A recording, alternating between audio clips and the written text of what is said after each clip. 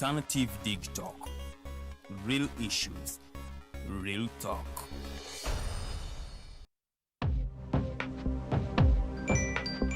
Go to the church, though. Tawali man, what's up? Man, can you imagine people just dump everywhere? Someone drinks water and throws the bottle wherever. Come on, Rogers. What else do you expect people to do with an empty bottle? Simanya now, record. Did you know that plastics take at least 450 years to decompose? What? That's a long time. Exactly. Because plastics are made out of a lightweight and flexible material that doesn't decompose easily. And plastics everywhere in the environment cause plastic pollution. What is plastic pollution now? It is the accumulation of plastic waste in the environment, like bottles, polythene bags, straws. All of these contribute to plastic pollution. I have been using them without knowing their effect. Yeah, a lot of people have. Plastics are a danger to the ecosystem, both on land and in water. So how can we overcome this problem? Is there something we can do? Oh yes, we can reduce by minimizing the use of plastics, reuse by repurposing them, or recycle by collecting and processing them into new products. Everyone wants to change the world, but no one wants to change themselves for the world. How about we change our habits for the world? And it starts with me and you. This message is brought to you by Alternative Digitalk.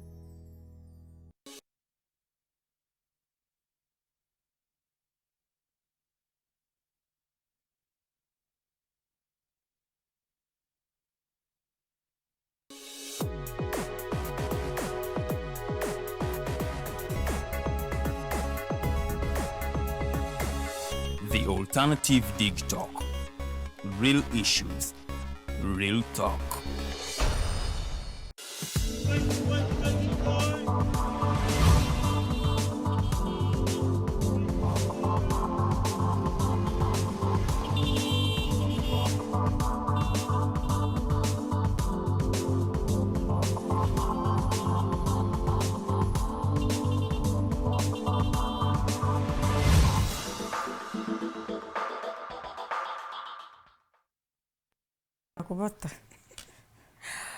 Welcome to the program ya Mighty Drive. Nze omumbeja luwedde Lilian kamwenyu ako kolabako kwe kuba nti nina omukyala mu studios era nga ye mukyala Nana Mwafrika mbarikiwa endooza amanya ngogedde bulungi nnyo naye nga agenda kuba tubuulira ekimu ku byamu bagudde okuyingira mu active politics. Of course tubadde tumanyidde mu activism. I think the last time Rena Muchaz oba Rena Konayi mu studios yali atutegeeza nga bwagenda okuwummula emirimu gya activism naye ate wenjogerera kati yayingidde active politics ajja kuba tubuulira lwaki yasaze eddido from the other side to this side, kiki ekyamubagudde oba ki ekyaleetedde okusalawo kuno era nga nsaba okozesa comment section tube nga twogerezeganya tube nga tuwuliziganya. Nalabye dda omukulu Evans PFF yatugambye dda nti twagala Nana kakati nomunaye mu studios amaze okubanga kalira kansooke muwa omuzindaalo asooka atulamuseeko oluvannyuma tube nga tetuyingira mu mboozi ey'akafubo naye twongere okutaanya ku nsonga ezirimu abanna Kampala n'ebigenda maaso. Good morning mukyala Nana, sookulamuse kuba tulaba. Good morning. Neesiima nnyo buli lwe mbaako nammwe wano. Bateze ku mukutu guno banaye mwebale kuweereza bantu nno mwebale mubadde consistent. Tubeebaza okubeerako era okulemerako nga mugoberera ensonga nga bazimulungula wano era neesiimye nnyo kuba nti nja kwogerako gye muli amakya ga leero ku kibiina kyange kye nasazeewo okugiramu okweyongera okuweereza oba omumbejja bwakitaddewo nti okubanga eyeeyongera mu active politics nga nva ku buuyi sivuddeeyo mu activism bijja kgenda hand in hand. Njagadde ndeete lwensemba wano activism n'emyaka gigenze 48 kati 23 ababiri bwe baba bayize nga balabye nti okunoonya accountability okukangula ku ddoboozi ebintu lwe bitagenze bulungi duty ya buli munnayuganda. So tutwalako ekitundu kye tututteko ne tuba nga tulekera abalala oba nga tuwaayo ekyaganya abalala okutambulira mu path gye tutambuliddemu. Activism tayinza kukoma, toyinza ne retire kiyinza okuba a very strong word. Maybe an appropriate one would be sometimes to take a step back okuvanga ku front line naye ate n'olumba front line endala eno gyegendako. To some people balowooza nti politics saawa zino abamu bagitwala nga ekintu ky'oretiringiramu oba ky'owummuliramu noga nti eno yonna nkoze naye kampumule nga ndi mukulembeze. To you, how is it? Tosaze kudde eno kunoonya retirement job. It's not for me. I don't see this as even well. It's a job. Okutwala maaso, okutereza ebitali biterevu e Uganda. Activism bw'omutunulamu kyetuba tukola kumulisa mu muli kuleeta kugezaako kulaba ntufuna accountability eri especially abantu abali mu authority. Activism toyinza kumuwummula completely. Mu activism fe tuba ba leader. Nze mbadde leader without oyinza kiyita ki leader without a title. Okay. Because mu activism ze nesanze mu community abantu bantwalanga olusinze poliisi wabaddewo kiri ewa mukyala nana kokoko. Covid ngoyo simanyi njala abakyala ebatta basiibanga ku geti. Kwega ofuuka omukulembeze nga nawakubadde tewali akutikidde title nti okulemberera mu title eno. Toyina kifo kya bukulembeze naye oweereza Yes, so an activist, a human rights defender aba mukulembeze taweereddwa political title, tayina political title. Okay. So my coming to active politics kulaba nti waliwo vacuum. First of all, tuyina like a leadership crisis naddala mu by'obukulembeze obwa side eri political. Waliwo leadership crisis. Okay. Twetaagira ddala abakulembeze abamalirivu abatagenda kulaba kino nga bw'ogambye maybe retirement job, maybe a more relaxed job. I don't think it's a relaxed position to take over Woman MP Kampala. It cannot be. There is a lot more work gyensuubira okusanga eyo oba sinakindi okusinga ku bwekibadde mu human rights defense. Okay. Ndabira ddala nga vacuum eyo ebaddewo yeesinze okunsika otunula n'obala ebisanja n'obala terms woman member of parliament for example position yennyini gyenjagala okuba nti nnumba oba nga mbasaba okumpeerezaamu ogitunuulira n'olaba nti platform eyo tekozeseddwa bulungi mu myaka egiyise 5 ne 10 ne 15 oba oliawo nti abantu bagibalaatiddemu. Ewa enkizo omukyala okukulembera district ye Kampala nti sinti okulembera bakyala banno bokka buli muntu naye nga ofunirawo chance esoosowaza ensonga ez'abakyala.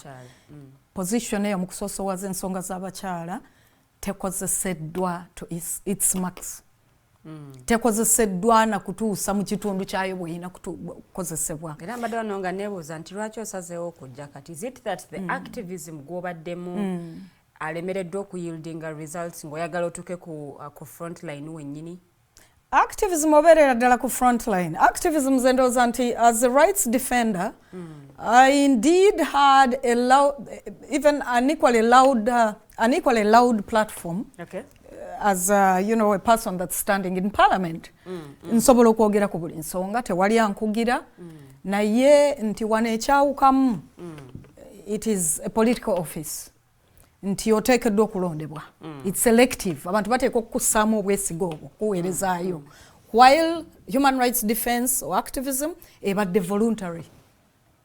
Nti wenjagalidde nsembera nembeera ku front line naye bwe mpulira nga netaaze nentekinga step back. Okay. Naye wano baawo kuwadde responsibility eyo toyina nalo kusajja olujja kugamba bantu wakati in the middle nti abange omwezi guno mugumpeemu leka ngendeko ku holiday.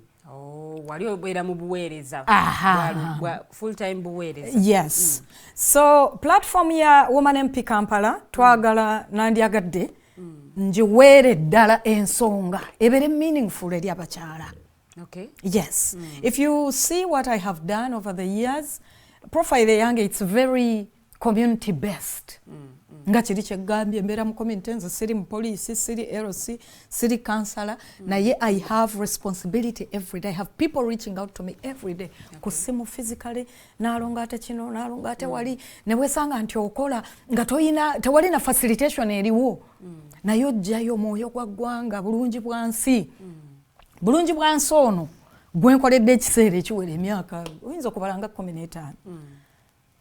can taking a step mbasabe okuntuma ku platform eri eranga amateeka we gakolebwa yes tubaga amateeka gagakolera bonna ate amateeka nga naddala gawa enkizo omukyala n'omwana omuwala.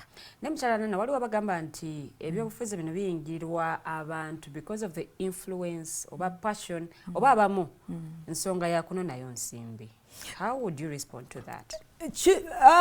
Nga batuze tukiraba kifuukidde ddala kituufu era toyinza kiwakanya. In fact y'emu ku nsonga bwe nkulambululira ensonga nti yes mbadde ku frontline mu human rights defense ekindeeta ku political scene ku active politics y'emu ku nsonga. Ebifo bikozeseddwa bubi abantu balabye ebifo naddala ebya member of parliament abamu sadly unfortunately ne babirabanga kifo kya kugenda indeed kufuna kalimu kojjamu ssente awatali akugira kubanga abasinga abannayuganda bakoma kubalaba mu kunoonya kalulu akalulu kaba kawedde abanga ali mu bwengula akubeera wala nnyo. Enkola eyange gye njagala okussaako nnyo essira kwe kuzza obukulembeze eri abantu tubusembereze ddala mu bantu nti nze singa mannondeddwa nga bumane mpi Kampala by the way nja kuteera ddala mu lwatu wali open akafo baka ofiisi va kuweri gye ntuula eri nga activist waliwo tuba n'ensonga n'ogezaako okwakisesinga parliament even legally ng'oba olina ne petition ne bakukwata zinakakwatibwa enfunda nga 2 oba 3 nga n'ensonga gye ntutte ku parliament nti njagala nkyanguyiza abantu abalonzi mu Kampala abalonzi mu Uganda nti obateera ne we bakusanga you keep yourself open to them baleete ensonga zaabwe freely.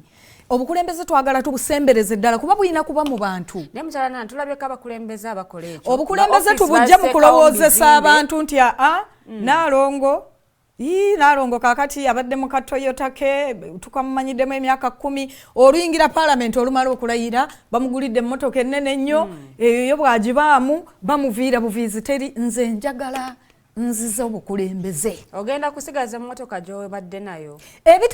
Ebyo bye bimu ku byagala tutwalayo okudibuuda kwa parliament. Twagala okutukuwakanyeze ddala. Bwe tutegeera comforts za parliament. Bwe tutegeera comforts za parliament. Kiki kye zireetedde munnansi okulowooza. Comforts ezo ziri very obvious. Ng'omuntu okuba nti oyinza okugeraageranya ababaddewo. Ajjanga ddala abadde muntu ali simple.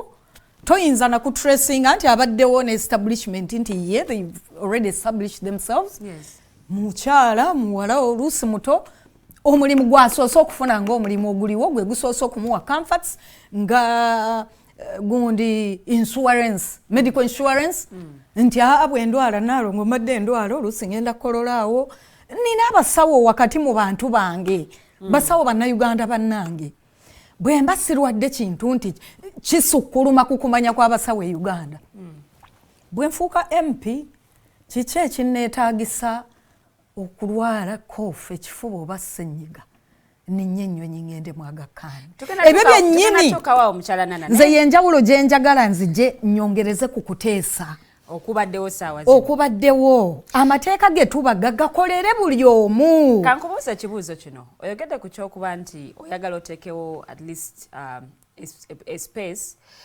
bannakampala abakulonze we basobola okusanga nga si mu parliament naye tulabyeko abakulembeze abakikola naye nga offices zino ziriwo mu bizimbe nga n'omubaka oyo atwala akabanga okugenda mu office eyo. Offices ezimu ziri deserted back in the west omubaka wamu yateekawo office otuyinza okumusanga the place looks deserted itself n'okubeerayo tabaayo.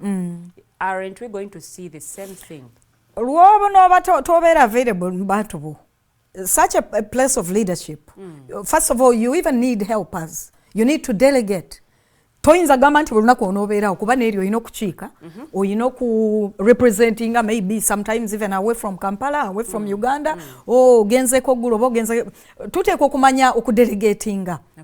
Nze saagala nsuubize bintu obukulembeze bwe njagala okuignitinga spark yaabwo bwe bukulembeze nga ddala abantu bategeeza kye boogera.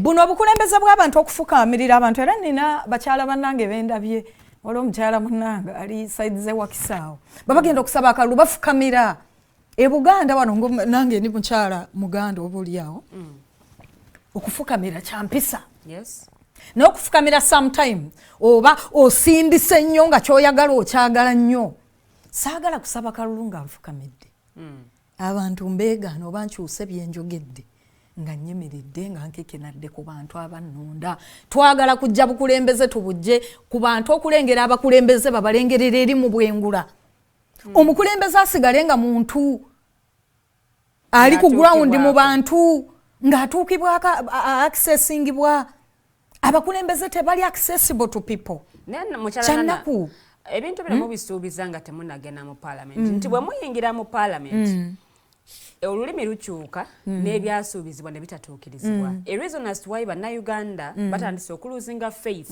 mu nsonga z'ebyobufuzi n'abantu bebasindika mu parliament okubakiikirira we wali wegambidde nti okujja kw'abantu nga nze era njogerezaganya n'abantu batono ku bantu abeesimbyewo nti bannanga obukulembeze we have a huge task okuzza faith mu bantu kuba bwe buyiseekawo nze omu ku bantu abadde batandise okwebuuza palamenti eno tugyetaaga palamenti yakiyo yandibadde yaki okusinziira ku bigenda mu maaso bannayuganda banenya palamenti okuba nti yajjako ebikomo by'emyaka ekkomo ku myaka ekkomo ku bisanja byonna nebigenda nga biyita nga mwebali ng'ate tubasasulira ddala ne tusingira ddala omukulembeze mu palamenti asasulibwa okusinga omusawo omupoliisi omusomesa naasi kwegamba otunulamu nga tolaba muntu asasulibwa kutuukaawo nti ne mu corporate world abakyala abali mu bifo ebyenkizo mu zibanka ng'omwo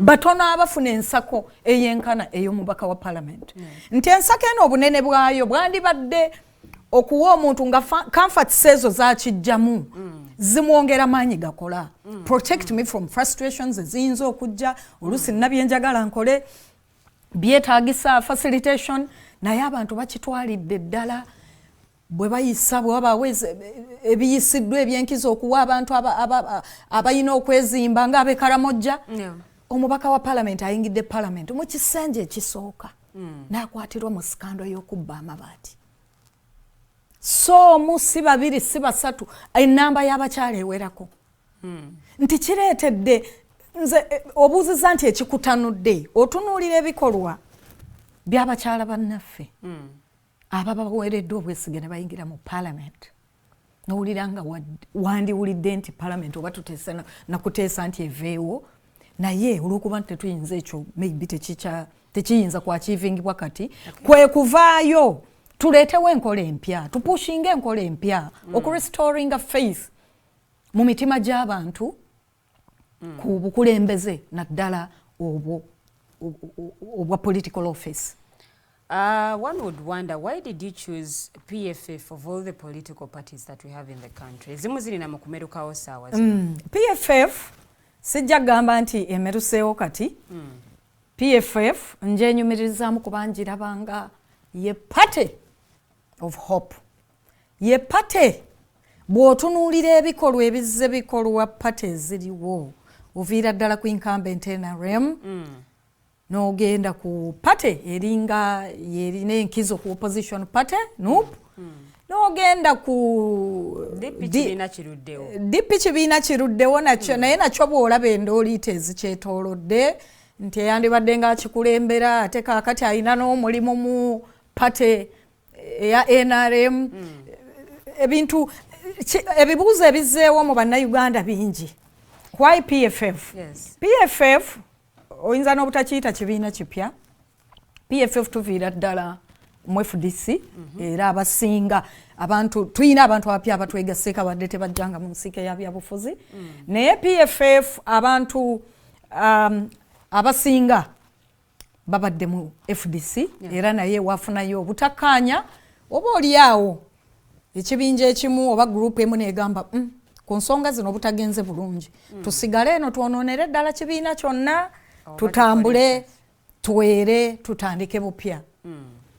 PFF nejja netandika bupya constitution mpitirivu ew'essuubi okulungamya bannayuganda okubazza obumu okuzzaawo unity okustampingira ddala out corruption. Nze PFF ddala nga bwe mba nsomyemu mu biruubirirwa byayo ne ntunuulira abagikulembedde ne ntunuulira omwagalwa w'abangi Dr. Kizza Besigye alemedde ku nsonga okuva day one. Opposition zibaddewo nga bongambye dipi nkadde nnyo. Naye olaba nti abakulu nga Mao baatendewalirwa ne bajja ne batandika okukola ne incumbent oba oliawo gwe bagamba nti ebintu tabitambuzza bulungi. Naye kati bw'otunuulira omwami nga Dr. Besigye kibi nnyo nti yeeyongera okuba nti akuumirwa mu nkomyo eruzira kibi ddala, naye tuyina essuubi nti ajja kuvaayo, tuyina essuubi nti ajja kutwala Uganda eno mu maaso. Y'omu ku bantu abanyi inspiring okuba nti nnemera ku ludda olwa PFF. Abakulembeze bwe batunuulira quality y'abakulembeze bali ebigambo byabwe nedda. Baongera essuubi mu bantu kituufu weewaawo bongedde essuubi mu bantu. PFF ye pate mugatta abantu, ye pate eriwo okuzza okukuumira essuubi mu bantu paka ekiseera ekyo we tusuubira nti ddala tugenda kuwangula, tugenda kuliberating oba okununula eggwanga lino okuva mu nkola embi etuvugidde emyaka egikunukkiriza mwana. Mukyala Nana, ki ekyakuleetera okukkiririza mu bibiina ebyo ebyobufuzi? Because ebira bye twogeddeko n'ebyomenye nga examples olabye nti amakubo agamu gazze geeweta wano na wali oba oliawo n'abakulembeze obutabeera beerufu mu nkola yaabwe ey'emirimu. But one would wonder kiki ekyakuleetedde okuddamu okukkiririza mu bibiina ebyo ebyobufuzi n'osala noga nti okay, let me join PFF?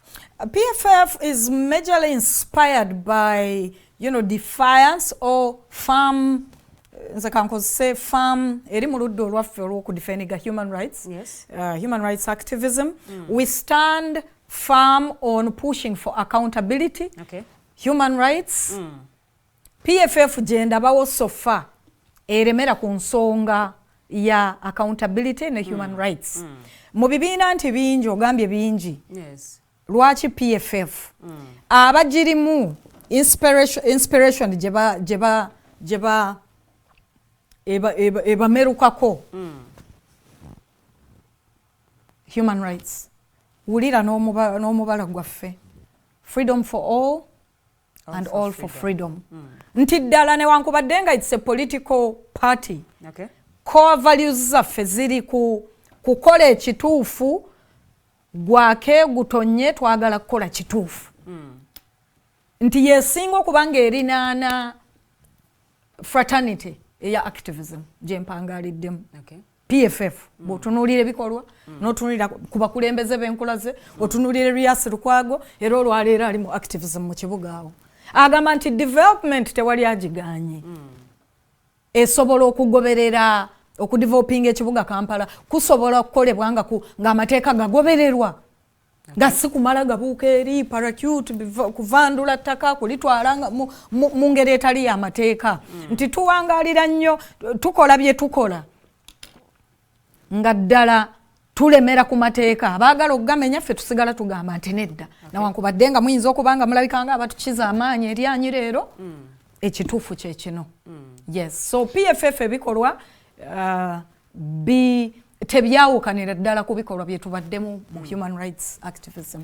Ejjemu ku mirimu gy'omubaka wa parliament mulimu ensonga ya oversight, legislation, representation, of course ne budgeting. Amaanyi go genda singa gateekawa mwejja emirimu gy'omubaka wa parliament? Okubaga amateeka nga gakolera buli munnayuganda. Amateeka okubagibwa nga gakolera buli munnayuganda ate nga gaweebwa ekitiibwa. Oversight okulingiririza ddala mu bikolebwa bitya.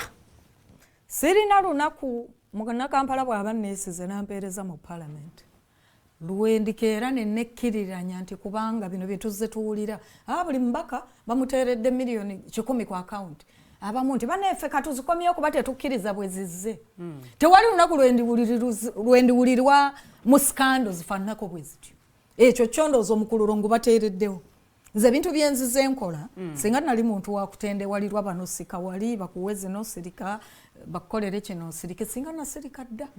Naye ndaze omumuli gwo kukonkona buli ku mulyango tewali mulyango gwe sisobola kukonkonako era gwe sikonkonye mu activism ono Nyamukyala Nana ebigambo bino tubiwulidde abantu babibagambye abo opposition ne tutuukayo nga be bali mu scandals zino be bazisookera mu ddala be bayogerwako mu miliyoni 4 lwaki temutukkiriza ne tubajjawo ne tutandika essuula nga mpya ne tutandika essuula empya n'abantu be tutestinzeeko bannaffe temututestinze abatulaba eyo bw'otunira Nalongo ddala temumugezesezza kimala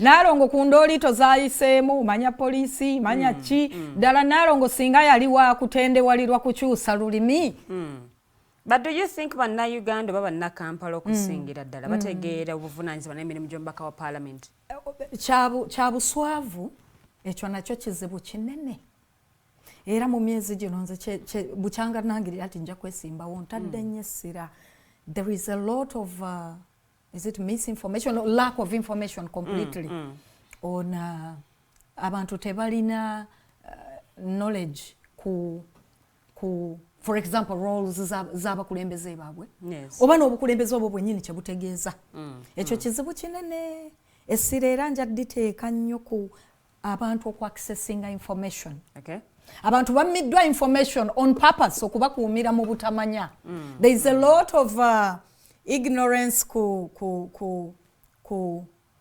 nsonga z'ebyokulonda osangira ddala omuntu nga tamanyi nti ne mbesimbyewo oli abeera olusi tamanyi na MP we atwala kifo kyenkanawa Kampala district MP yandikulembeddewo enkanawa era obisanga mu balonzi baffe ng'akubuuza zate ndi weegundi n'abankulonda kikulaga nti waliwo a lot of obutamanya ku bintu abantu ddala bye balina okumanya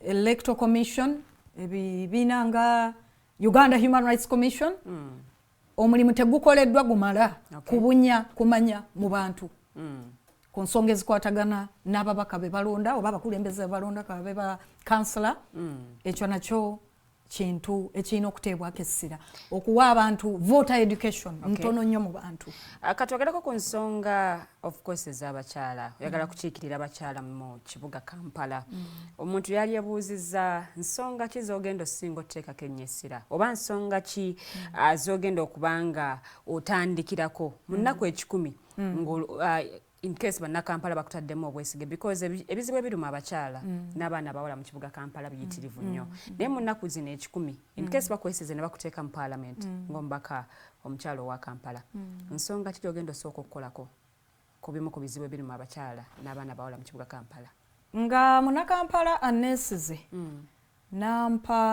n'antuma mu parliament okumuteeseza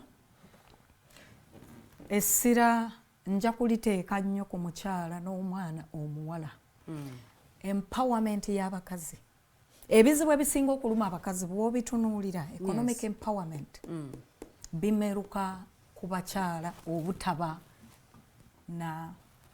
na busobozi kweyimirizaawo nze nsibiddwa enfunda eziwera oba ne bwe sibadde mu busibe nkyadde mu makomera amakomera ago gola gafumbekeddemu abakyala nga tebali mu makomera nti yatemula weewaawo abatono nabo gye bali abakola ekyo naye ennamba y'abakyala nnene eri mu kkomera nga baagendayo nga baabuwe banoonya kweyitimula kukula mu kulaakulana mu byenfuna ekigambo ky'ebyenfuna omukyala omusuubuzi mu kibuga n'omukyala akola omulimu omulala njagala nteeka essira ku kwempowering abakyala economically tutunule mu institutions eziriwo zonna ezikozesa layini y'omukyala okukulaakulanya omukyala sente empitirivu ziba mu World Bank EU ne ziteebwa mu commercial banks zino zolaba nti ziyambeko abakyala mu business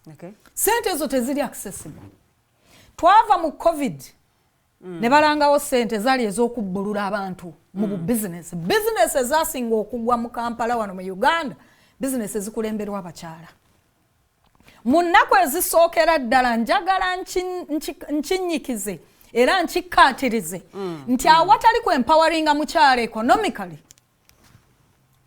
eggwanga lijja kweyongera okulumwa n'obutaseeseetuka we tuli Okay. Omukyala ayina emirimu mingi obwana bwoba oli awo n'okusinga ku family unit okutandikira waka. Abakyala mpaji nnene nnyo mu butya family bwebeerawo bulungi. Abakyala buli lwe batakwasirwako oba kugetinga supported okuyimirira economically, tujja kweyongerera ddala mu cycle eno ey'obutamanya ey'okubakozesa ebintu nga okuba bribinga n'5,000 ne bagaba akalulu eri abantu abatalina busobozi. So economic empowerment nze nja kibeerako nnyo okweyongereza abakyala okutyoboolwa. Violence against women, Okay. It's a vice ekutta akati mu family zaffe, mu community zaffe, mu masomero, mu zi university. Abantu abayina enkizo ku bayizi babakozesa bye batandyagadde. Naye nate ekibiina kyovaamu kiyinza okuba nga kirina ensonga zekifrontinzi oba kyezitadde ku mwanjo. Gw'ogenda kulota okulaba nti ensonga zino ezirimu abaana abawala n'abakyala ate zibalansinga ne ensonga z'ekibiina kyange. Nakugambye nti bw'ogenda mu constitution yaffe nga BFF abakyala era nabo tebasuulwa muguluka. Binokolwayo a Uganda that works for all, freedom for all. Freedom for all. Okay. Eddembe eri buli muntu, eddembe erikulaakulana, eddembe okubeera protected from violence, both sexual and other forms of violence. Byonna nti abakyala bali mu kibuga batunda bye batunda bakubwe, balungamizibwa okulagibwa we balina okukolera, si kuba kuba miggo. Abakyala banyigirizibwa mu ngeri ez'enjawulo ennyo. Nti byonna okubitereeza kwongera kubaga mateeka agakkaatiriza eddembe ly'omukyala. Waliwo abakyala bali mu categories. Waliwo category y'abakyala ate enyigirizibwa n'okusinga ku balala. Abakyala abeesanga nga bazaala abaana ne wabawo okwawukana ne bakitaabwe b'abaana bano, single mothers. Category ng'ezo. Those are more vulnerable than any other woman. Are there bills or policies zogenda okuproposing mu mwaka gw'ogusooka? Butereevu. Omukyala yeesanga ng'okuza wekka abaana, single mother, kiyinza okuba nga kiva ku mwami yafa, kiyinza okuba nga kiva ku mwami tabeerangawo, omwana yafuna olubuto ng'asoma, mulenzi amweganye, kiyinza okuva ku nti mwali era mu setting ya marriage, omwami n'agenda n'alaba omulala. Ekintu ekyo kizibu kinene mu society. Single motherhood kizibu kinene eri abakyala mu kibuga Kampala. Kizibu kinene eri abaana bennyini abakuzibwa amaka agali single whatever headed by a woman. Kizibu kinene nti abaana bano bayina okuweebwa, nja kuba nti nfuba nnyo okulaba nti wabaawo amateeka agabagibwa, wabaawo ebiyambibwa ku kategore z'abantu ng'abo. Do you have a concrete bill joga nti eno yenja okuba nga ntebolinga ku floor ya parliament? Obuvunaanyizibwa kuba bills ezimu already gye ziri, amateeka agamu gye gali. Geetaaga bwetaazi kwongeramu maanyi, kukolaganira wamu na law enforcers okuba nti gongerwamu amaanyi. Yes. Kakati nti amateeka agamu already gye gali, geetaaga kwongeramu lyanyi oba nakwongeramu nnongosereza entonotono okwongereza responsibility y'amaka y'abantu babiri, omukyala n'omwami. Setting gye tulinawo at least ya mukyala na mwami. Nti naye osanze nti olw'okuba nti tuyina amateeka agasigala obusigazi ku mpapula ne gatateebwa mu nkola, weesanga nti abaami baddembe okuva mu maka n'alekaawo baana 6 5 n'atambula n'awasa omulala nayo n'azaalayo abalala, naye bwe buli kyanga ayagadde n'alekayo abalala. Ezo zeemu ku nsonga eziri very close to my heart. Nti omwana w'omukyala atambuza amaka obwannamunigina bateekeddwa okubaawo etteeka eribakolerawo ekyenkizo nga bwe kiri mu mawanga agatusingako gannaggwedda. Yes. Neyazannya omukyala Nana naye waliwo abatunuulizi b'ensonga abagamba nti Women MPs muli sidelined ku nsonga oboolyawo ezibalaba nti ziri soft temuteekebwawo akiri mu byabulamu babateekeeyo nga mu byanjigiriza ogenda kukola otya okulaba nti weŋŋanga abaami bwekyuka ku nsonga z'obuli bw'enguzi bwekyuka ku nsonga ezikwatagana ku security okulaba nti ate oleetawo enjawulo okwawukanako ku bakyala banna ababaddeyo oba n'abaliyo kuva dda nadda ekyo abantu abeeyita oba bafeminist si kweyita baba kibaddewo sina mu Uganda mukka nti omukyala oluusi alabibwanga the weaker omukyala yatasobola bw'ojja kukuba okoba ovuga ow'ekirole bw'ave mulimu nno na mukyala muleke ayitewo si kibi okutuwa ekitiibwa ekyokugamba let the ladies go first naye ate bwe kikyusibwa ne mwagala kikozesa nga kutulaba nga abanafu banaye tetuli banafu abakyala nga Nana ndi mukyala mmwamuli nja kukola ebintu n'abaami bye batabakoleranga mu parliament tetujja kuteeka okusidelininga baami kuyingira nakukuubagana nabo twagala tubakulembere twagala nga oluusi abantu abamu babatera okumisinterpretinga feminism mu bukulembeze obwange bwe mba nnondeddwa njagala nkolaganire eddala wamu n'abaami we balina kye bansingako nga nresiivinga kye bannyongerako we nina kye mbasingako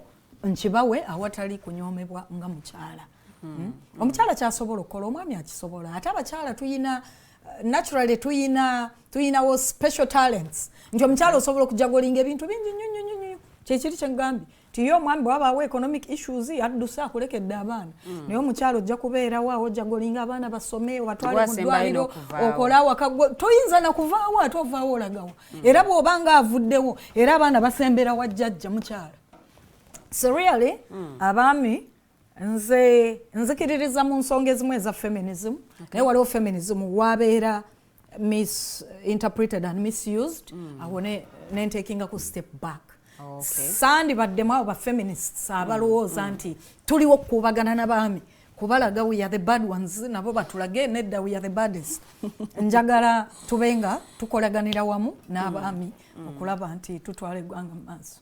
Okay. Ensonga ya corruption ebadde ensonga nkulu nnyo era abakulembeze ab'enjawulo abazze banoonya obululu bazze bagikozesa nnyo okuba nti bagenda tuuka mu parliament ezimu ku nsonga ze bagenda okukolako kwe kulwanyisa obuli bw'enguzi n'ebirala. Gwe nga mukyala Nana, how are you going to work okulaba nti eddoboozi lyo lyawukana ku bazze boogera ku nsonga y'okulwanyisa enguli especially abali ku ludda lw'obula gavumenti? Bw'oba ngoberedde nze mbadde mukyala atali wa bigambo byokka nze njagala nnyo ebikolwa action nti bugambo we biganye tutudde mu parliament naye bannaye kakati abaama bategekaramuja kakati abatutte zino ebikolwa defiance nze parliament siyingira mu ya bugambo. You're the minority. You're the minority. Naye ku luno tusuubira nti tugenda kuyingiza ba activists abatalya bigambo byabwe. Nina ba activists bendi mu kusabira essaala ey'amaanyi okulaba nti tuyingira wamu parliament eyo. Okay. Parliament tugenda gikyusa kugendamu ebikolwa. Muve ku bino ebintu simanya mpapula simabiki. Empapula ne decorum bwe bigaana. Parliament tugenda gikubiramu emmeeza nga bwe tugikubye wabweru about corruption.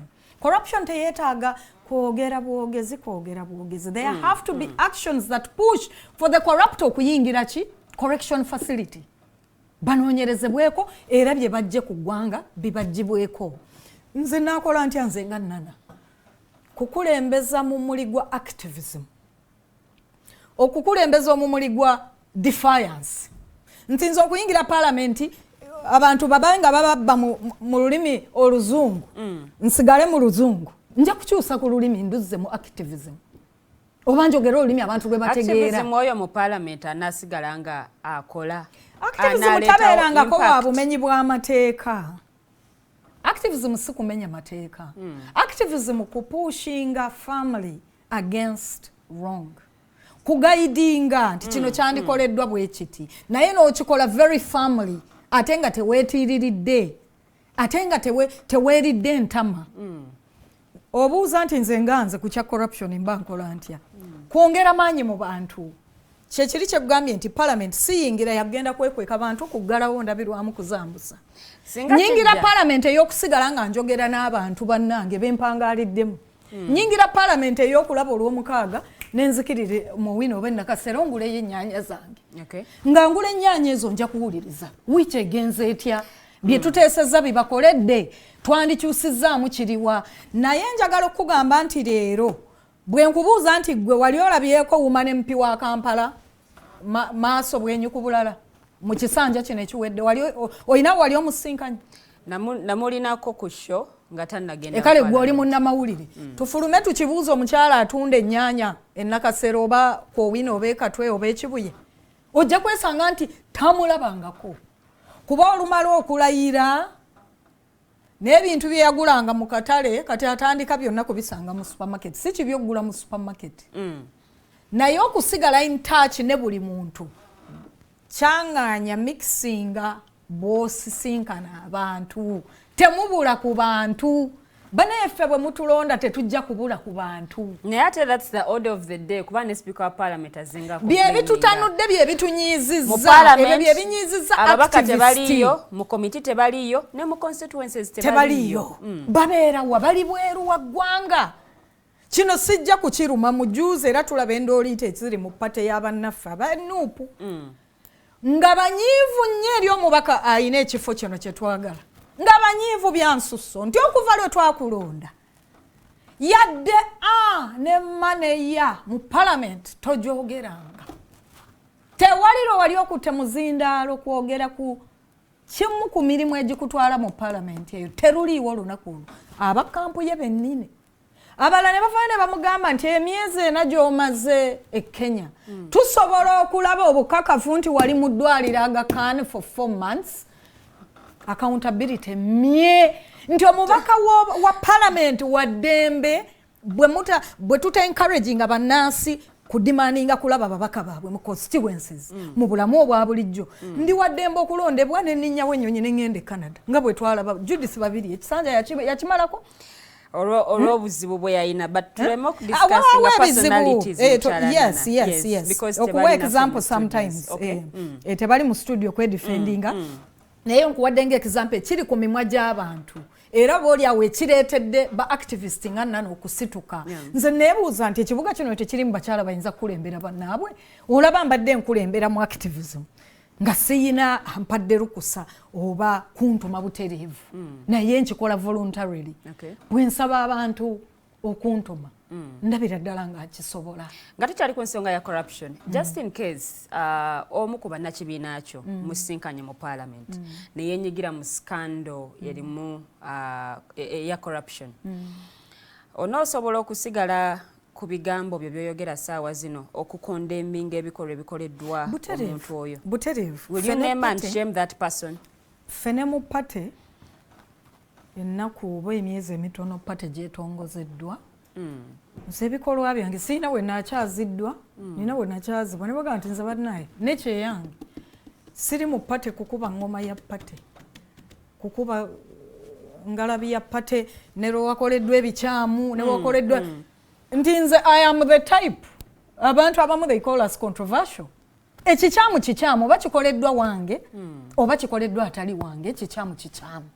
This is the attitude with which I'm entering parliament. This is the attitude I encourage mu bantu. Era nina we nabaddeko wamu ne ngamba abantu nti bannayuganda nga tuneekyusa ne twebbulula mu kaseera ke tulimu akaseera ke tulimu kazibu nnyo kazibu nnyo economically na buli kimu politically environment ya politics gye tuli mu nzibu nnyo nga tunaajabbululamu abantu bajja kubaawo bajja kwetaaga okuliininga ennyo ku mazima okusinga ku pate ne langi za pate nti pate naye weetendewaliriddwa neekola ebitali bya mazima twencouraginga abantu baffe abazirimu nga bammemba n'abawagizi baabwe emabega obutakola bintu bitaliimu nsa olw'okuba baprotectinga pate. Nze bwe nyingira parliament nga bamember of parliament bannange abavudde mu pate yange tulinawo kyetu debatingako ekituufu si kye baagala okubeerako oba oliyo ensonga emu oba endala nsibiddwa mu miguwa mba sisibiddwa mu miguwa mu pate eyo kyekyo lwaki abantu bakyusa n'olumu and some people even step down bw'olemererwa n'oba overpowered by a bigger group. Ffe tuzaalibwa abantu abakulembeze jjajjange omugenzi byabagambi ayina ekyafaayo kye yajjukirirwako ennyo yagenda January w'omwaka guno omuntu yamwogerako n'agamba nti ye munnayuganda gw'oyinza okunokolayo yali ayimidde n'agamba nti nze have resigned kubanga ebikolebwa the majority wano binnemye sibikiririzaamu. Mukyala Nana kankusegereko ekifaananyi kya parliament tuleete attitude eyo tukulaakulanye values, leadership ya values, obukulembeze obwensa. Naye mu parliament eno gwe tuberedde ne issue ey'emiliyoni 5 abakulu mu kibiina kya NUP ne basalawo okuba nti bafulumya bateekawo omwaganya ababaka abatakkiriziganya nakikola ekyakolebwa babe nga bateekako emikono. Abamu ku bakulembeze especially ku opposition bagamba tetugenda nteekako mikono because omuntu oli gwe bakondeming olw'ekikola kye yakola ne ssente ze yatwala mukwano gwabwe at heart. Kansooke nnongooseemu ku kyokugamba nti ssente ze yatwala. Ssente yazisanga mu seefu mu parliament n'agimenya n'aziggyamu. Ssente omanyi nti zakkaanyizibwako bonna abo boolaba abaateeka emikono ku mwempiikinga n'abatagiteekako bonna entwala ya ssente gye yazitwalamu mu ngeri emu oba endala baagiwagira. Toyinza kuyingira kintu n'oparticipatinga mu kukikola ate bwe kiba kimaze okwonooneka wali nodda ebbali nti nze sibiriimu. 5 yabikima mu seefu n'agimenya bakayita nti kasiimo era obusiimo mu parliament bukkirizibwako. Wewali bwe nkugambidde nti okudiibuuda nze ngenda kuba musaale nnyo okuyimirira against omudiibuudo. Okudiibuuda okuli unnecessary. Ekisanja tekinnatambula na kusemberera endi yakyo omuntu omusiimisa 5 weewaawo maybe ssente nnyingi. Naye eky'abantu abaparticipatinga mu kuzimuwa okuvaayo ate ne baagala bamuteeke ku musaalaba nti yazitwala yatwala 5 yatwala 5 yabisanga mu seefu n'agimenya yabitwala mu mateeka ge baparticipatingiramu. Naye bwe baba nga olulimi boogera lulala ate omu ku bakulembeze baabwe n'akola essente zimuweebwa mu mateeka ge tulowooza ffe abali ebweru kati nti oba oli awo geetaaga okulongoosaamu. Komiti ezo ze batuulamu batuula ne bakaanya ku bintu ebintu bimala okubaawo emiwunyo gizze bannakampala beekyanze ogenda okulanga bawanika emikono nti affe si ffe twakoze ekyo. Munnansi eyo gy'omusanga gyawangalira wansi munnansi akugamba mu parliament ey'ebisanja bino ebiyise ebisatu oba 4 yajjako ekkomo ku bukulembeze ku myaka gy'omukulembeze w'eggwanga nejjako emyaka bwe bamala okuggyako emyaka ne bajja n'ebisanja. Parliament yalimu bamemba b'opposition baalimu. Omanyi nti ne bw'obeera muntu omu ng'oyimiridde bwannamunigina bw'oti n'olemerako nti nze nja kudifendinga constitution eno kuba waliwo ne saying egamba mu bakulembeze abavudde emabega abagenda oba abagenza bakulembeze world over egamba nti the truth even if you stand alone for the truth esigala nga mazima. Nze nzikiriza nti ababa bannonze amazima ne bwengayimirirako bw'omu n'ensigala omu ku bantu 5 mujja kusigala nga mugalaba nti mazima. So ye spirit gye twagala okuzza mu parliament nti n'eddoboozi ery'omuntu omu bw'aba ayawukanye ku bali abakkiriza abeekobanye okutwalanga ssente z'omuwi w'omusolo abeekobanye okweteeka above the voter. Nalongo nze njagala kuba nnyo ttooki mu Lwaki leaders place themselves over the people we aspire to lead. Munnansi bw'abanga Kiruddu is the best, Kawempe is a good hospital, Makindye ka clinic wali, Lwaki MP nandyagadde okuzaala vane ku kyokugamba nti kulwala waliwo ne MP ayagadde okuzaala akabebi ngaako n'alinnya ennyonyi n'agenda e Germany. Abakyala b'okulembera what they have ngaba bakaba parliament. Yes, tuzikozesa bulungi ate ziwe example ennungi eri omuntu gwe tukulembera. Can they be revised? Nga we tulinga eggwanga nti eggwanga eriyina public schools abaana we batalina ntambula safe public transport eri inclusive nti omwana omulema nyinza kukyogera nti obulungi omwana ali able differently oba omwana aliko obulemu omwana oba site etala bulungi ali safe okuyita mu kkubo lino limutwale ku ssomero oba ka bbaasi oba ka school van. Eggwanga eritayina bintu bikolera bangi lwaki tusoosowaza okuwa privileges abantu oba oli awo abayina ebibalemye over the years ebiremye parliament bingi biri byenkugambye ebibiri togikwatako nekwatibwako constitution toginyolanyola nenyolebwa constitution ya 95 yakakwatibwamu emirundi ndoozi 5 ng'eggyibwamu ebintu ebiri mmeja ate ebitatu tutte wantu walungi. Naye mukyala Nana twogereko kuba nti nkomyawo kiri ekyokuba nti the opposition is the minority. How are you going to ensure nti bino byonna byoteesa ssaawa zino byoli mu kutuwa ku digital TV binaabeera mu nkola binaateekebwa mu nkola nga mmwe batono? Because okuba nti mmwe batono ki-affectinga ne decisions ezimu ezikolebwa mu parliament. For olw'okuba nti nga PFF twagadde nnyo tukole n'abantu ku ground nga bwe kitabangawo. PFF ekyo kyegenda obbaleetera by mu bukulembeze bwaffe mu bantu abantu nti member wa parliament omu constituency yo bw'okitegeeza n'okitegeeza nti nkola n'abantu bano si kugenda eri kukima musaala kugenda eri bwe ntuuka eri ne neerabanga agulumira ennyo kuba enkulembera kuba nnonda nga PFF tugenda kusigala mu bantu tewali nsonga lwaki tewali bwe kisoboka kuba nti bwe nnyingira parliament nensigala ku ground mu bantu nga sisosodde ani yannonda ate atannonda nze mpiseemu ngenze mu parliament tewali nsonga eŋŋaana kola n'abakyala bali mu leadership mu nuupu oba mu DP oba mu ki ekitannabaawo nti nze even as an activist ayogera ku ddembe ly'abakyala incumbent member of MP simulabako nga zze nti oba oli awo tukole wamu ate nga tetulina nsonga eri awo. Wali omunoonyezaako? Yes tosobola, you can't access them. Member of parliament owa constituency yange west nakawa west abantu gyowangalira oyo ye omunoonya ne ku ssimu tosobola mufuna so obanoonya ne babula nti nga PFF kye twagala tusuubize eggwanga kwe kusigala n'abantu.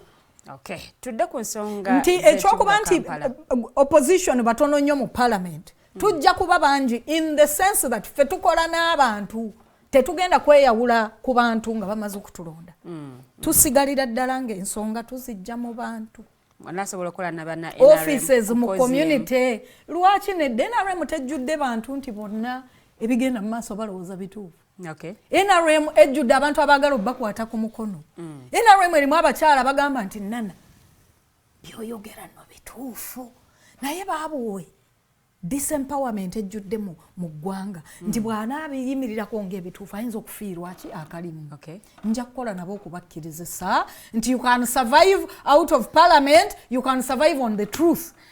Amazima bw'ogogera ne gakummisa omulimu oba ne gakugobesa ku mulimu Mukama atemawo ekkuba eddala. Katwogera ku nsonga ezirimu bannakampala we twogerera abasuubuzi bali mu kwekalakaasa nsonga ya misolo naye nga ogijjeeko eyo yokka tulina ensonga mpitirivu nnyo ezirimu bannakampala.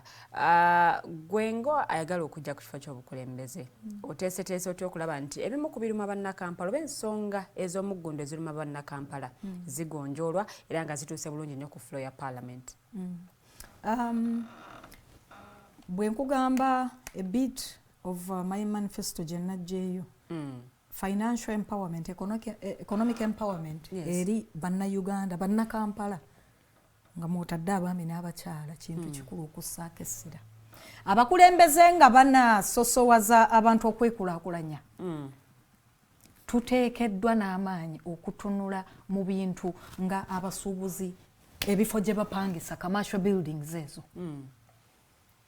Omanyi nti waliwo commercial buildings nga basuubuzi basasula ssente mu ddoola. Ndi musuubuzi munnaabwe era bino byenjogera mbimanyi abali ku street ndiyo nabo. I am with them 100%. Bw'ogenda ku ky'emisolo, emisolo ne rent kyekintu ekisinza okuleetera omusuubuzi okubanga byakola alinga akeera ku makya agenda akole azisitule mu kisero byonna byonna ebibala nga bw'abinoze abeeko baabitwalira ate nga batono ddala. Baabitwalira tebajja kumuddiza luguudo oba ka public school oba public gundi hospital oba kusasula musawo we oba kutwalira mwana kasakye k'amata akanywe ku ssomero. Nedda. Ensonga za munna Kampala omukozi mu kibuga. Ekibuga tuteekeddwa okusooka okukkiriza. Buyingira parliament nteekeddwa okulaba nti amateeka gakkiriza nti ebibuga bye bibeezaawo bye bitambuza eggwanga. Activities ezigenda mu maaso mu kibuga. Siganye ekibuga tekirimu basuubuzi bokka, ekibuga kirimu balooya, ekibuga kirimu mwe ba journalist, naye the biggest number mu bibuga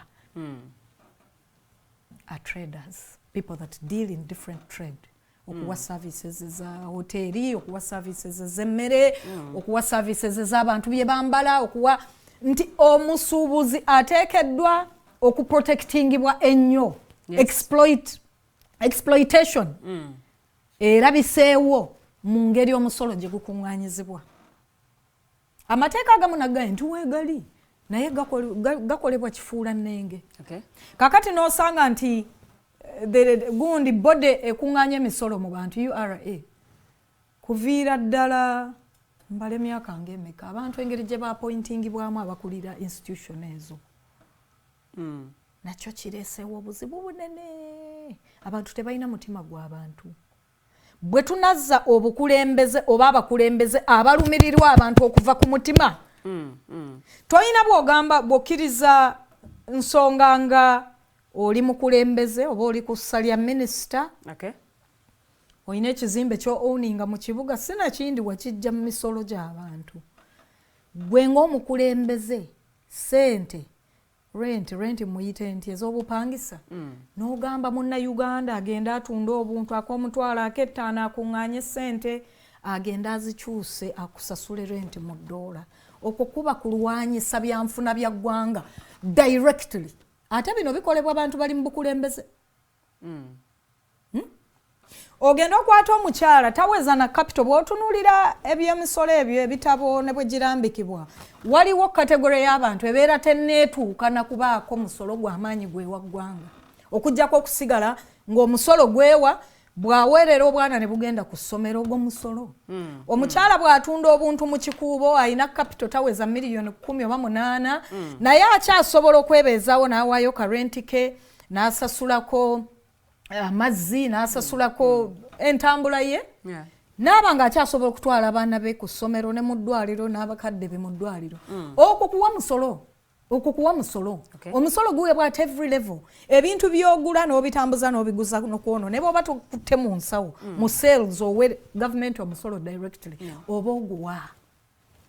Abasuubuzi bwe kinaategeerebwa obukulu obuli mu kuyitimula ebyobusuubuzi mu ggwanga, tujja kubanga tubaga era tugendera ku mateeka agatamenya musuubuzi kutuuka kwekyawa kukola bino biri mu kukolebwa leero nti tuli mu kwekalakaasa. Ne mukyala Nana, ensonga zino looza ziyinza kukwatibwa zitya eri abakulembeze naawe ayagala okubeera omukulembeze nga tezifrontingiddwa bya bufuzi oba interests z'abakulembeze abamu?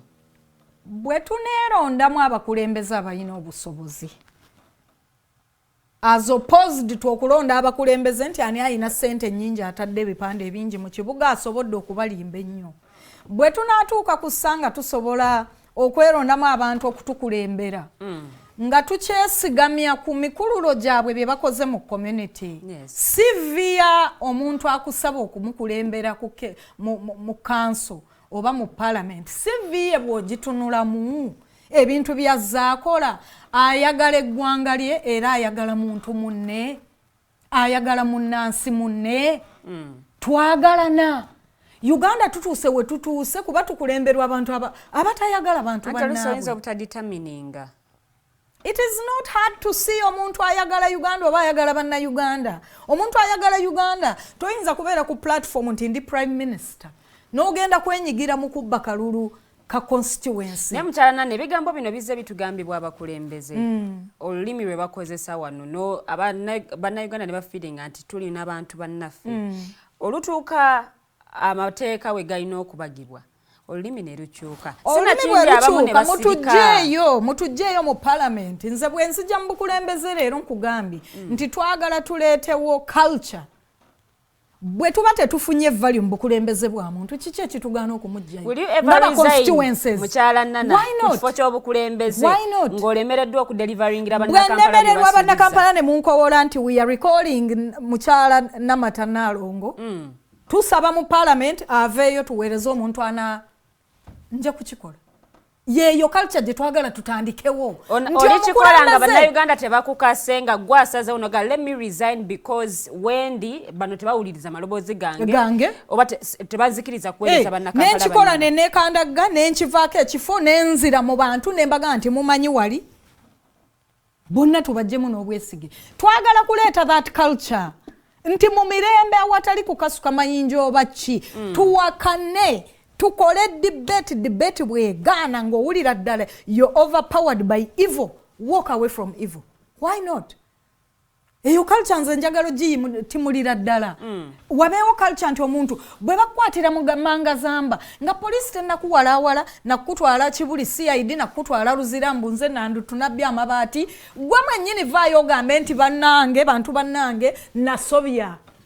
Abamu bagamba nti balonzi bannange nsobezza.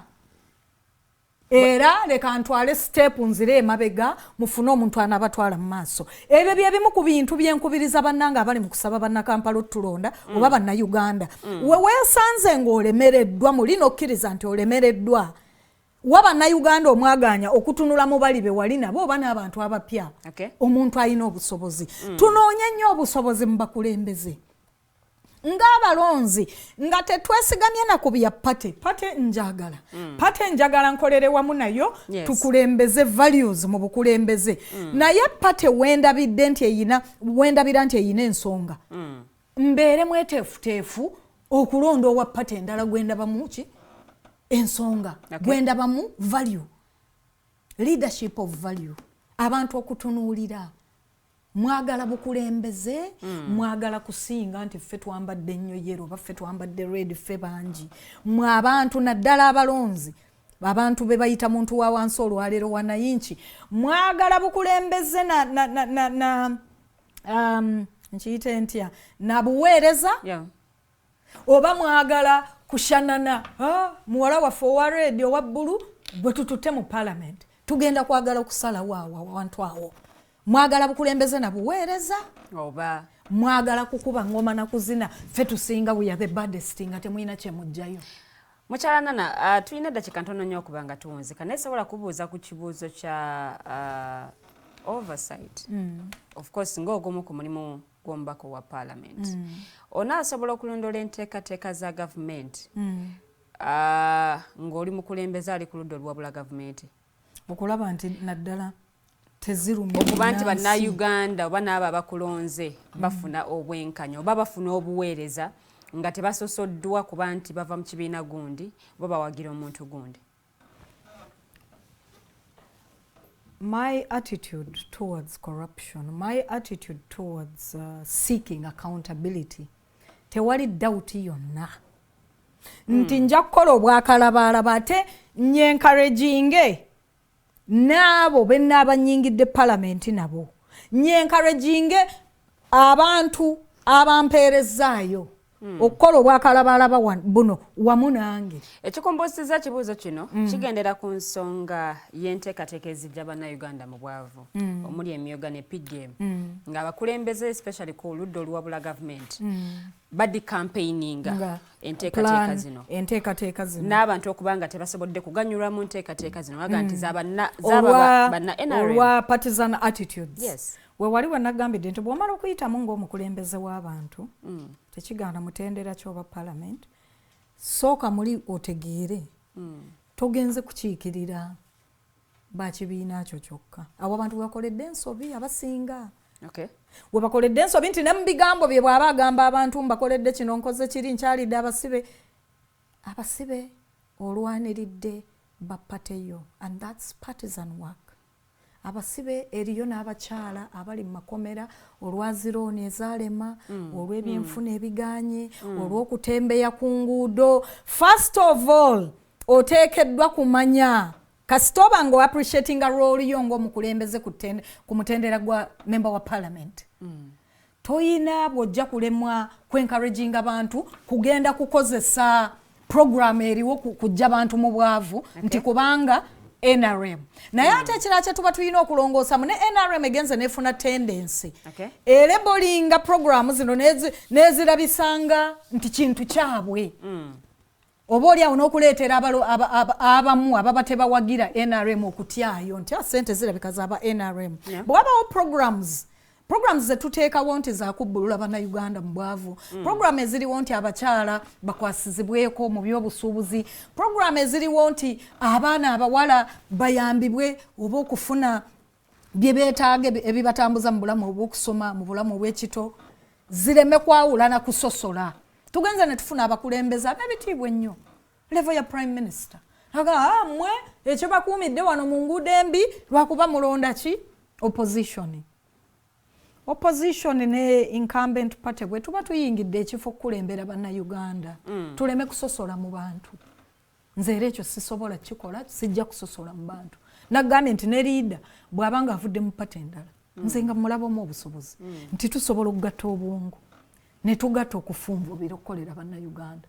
Oba olina okukola naye tewaliwo parliament gye tugenda ne bwe tunaaba tutta obuyinza eventually nga opposition. Tewaliwo parliament gye tujja kubeeramu nga mwena mussa kimu nga temuyinaamu opposition. Opposition eya leero ne bwetwala obuyinza enkya wajja kubaawo abagamba nti ffe tetuli bamativu wano naffe tetuli bamativu wano, so there will always be an opposition. Okay. Tuyina eddakiika nga 2 okuba nga tuwonzeka show yaffe y'olunaku olwaleero, but what would be your message to the Ugandans out there, especially bannakampala okusinga nga gwe yegwanyiza entebe y'obukulembeze obwa Woman MP? Bannakampala mbakubira omulanga okufumiitiriza ennyo ku bukulembeze obubaddewo ne bwe mwandyagadde okubukyusaamu. Bannakampala ne mbakubira omulanga okunoonya obusobozi mu bantu abo abali mu kubasaba okubakulembera. Mutunoonyeemu busobozi, mutukube mutooki ate mufumiitirize.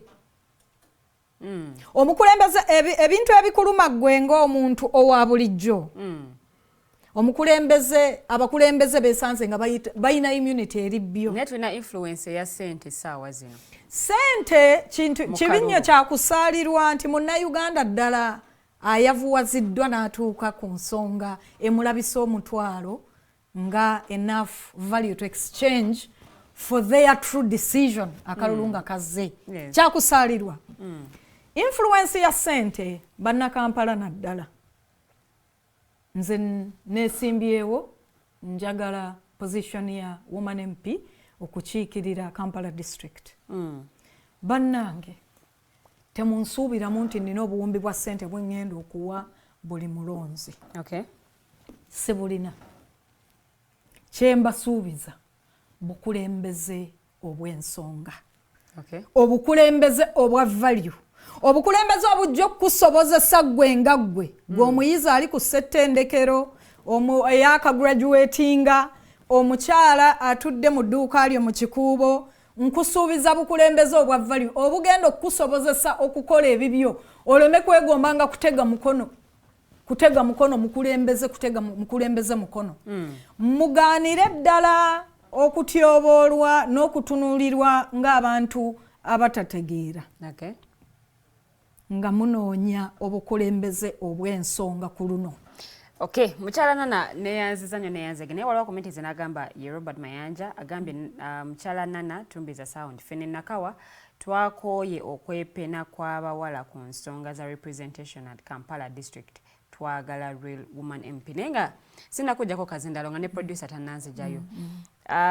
One would want to hear your take ku nsonga y'omugagga Ham n'engeri ensonga zino gye zikwatiddwamu nga Lord Mayor alinga wakanya ensonga y'enkulaakulana. Jabuva bwenkana omuntu eddoboozi eryogera ekituufu litera okubeera lonely.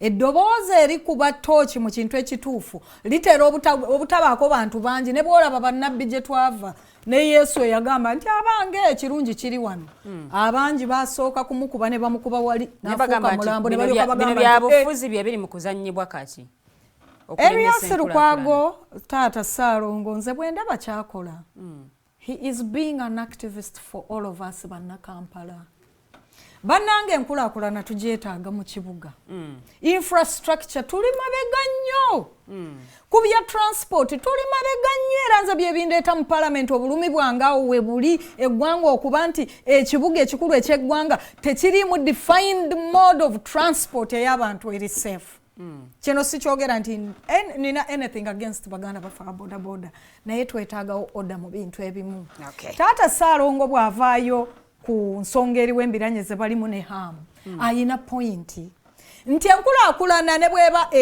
yeetaagisa tugyetaaga ffenna tukimanyi nti that place can look better can we do that nga tugoberera mateeka hamu ani amuwadde ettaka ani amuguzizza ettaka Erias ayinza okutunula president does not own that land, that's public property ebyo byagalira ddala okutuleeta mu palamenti bannange tugenda kuba emmeeza zino okuzaasamu pasekendi endala emu Munnayuganda Munnakampala funvubira enkulaakulana tewali agiganye enkulaakulana twagala tugijje mu institutions eziri cut out okuleeta enkulaakulana eyo era okutambulirako kaakati rooli ya KCCA bwe muba mujagamba nti muntu Ssekinomu yajja okuvaayo azimbe ekisaawe omuntu y'omu aveeyo bamuwa omwala aguzimbeko mall the mall economy teyina mwana wa Munnakampala gwegenda kuwa mulimu the mall economy ono omwami hamu oyo gwe muyita omugagga omuto oyo feesi ya abaleeta sente ezo sente zamuwiwa musolo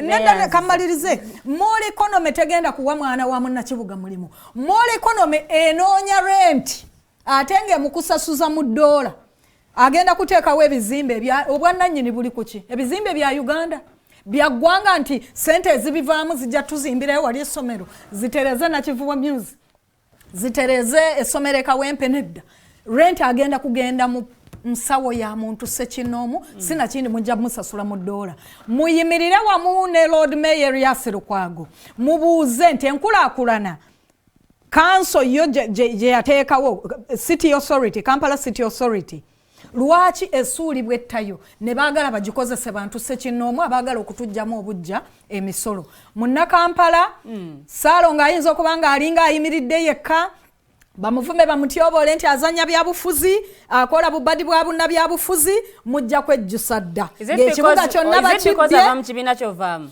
not at all not at all neyaziza neyazege mukyalana na wano sigenda kubanga nsukkawo njagala kubebaza bwe tutambudde n'okuba nga ate bategeeza nti tujja kusinkana omulundi ogujja ate tube nga twongera okutaanya ku nsonga ez'olwaleero zibadde ku kwebuuza lwaki abakulembeze balema okudelivaringa to their mandate oba balema okuweereza bannayuganda okutuukira ddala ku ekyo ekibasuubirwamu ngenda kubanga closingira wano n'okubagaliza olunaku olulungi tusinkana omulundi ogujja mweraba